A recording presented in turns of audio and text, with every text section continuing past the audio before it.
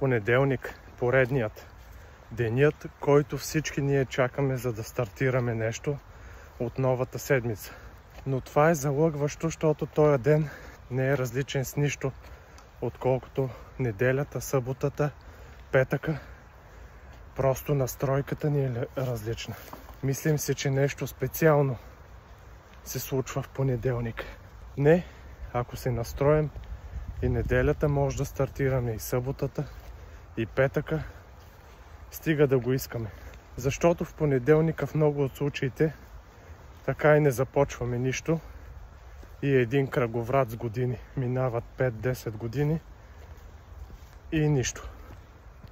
Така че настройте си мисленето и всеки ден е същата възможност като понеделник да стартирате.